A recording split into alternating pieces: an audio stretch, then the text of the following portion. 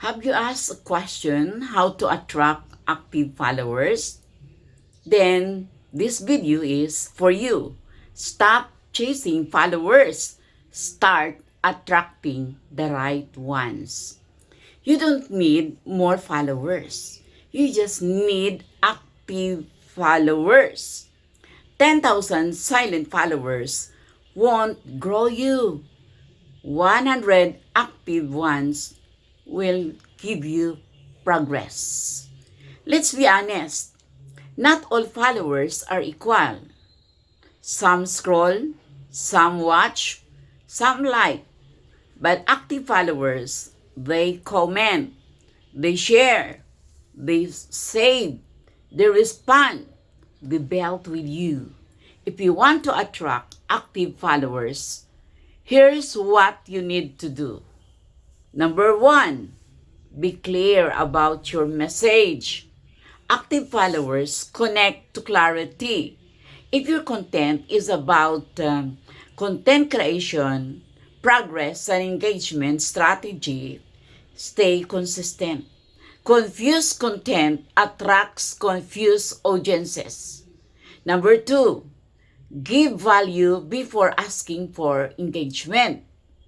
Don't just comment yes, give insight, teach something, share experience, solve a small problem. Value attracts action. And you do not need anymore to beg or ask for engagement. It's already outdated strategy. It would cost you energy. Just focus on your quality content.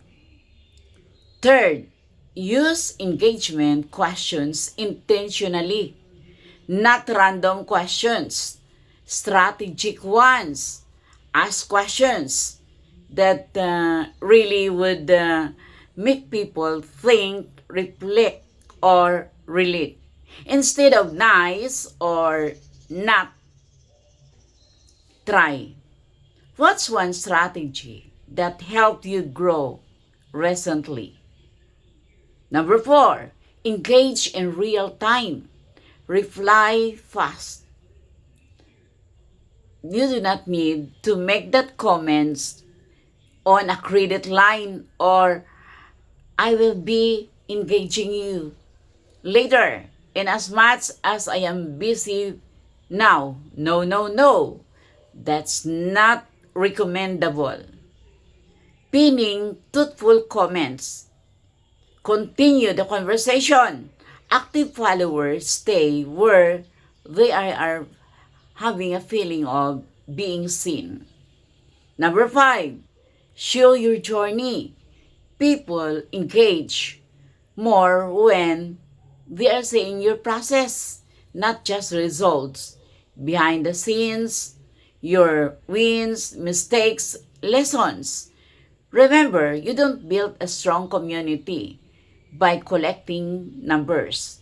You build it by creating connections. Active followers are attractive. They would attract to the 4 C's. 1, clarity. Number 2, consistency. Number 3, confidence. Number 4, conversation. If your page feels like a two-way street, the right people will stay.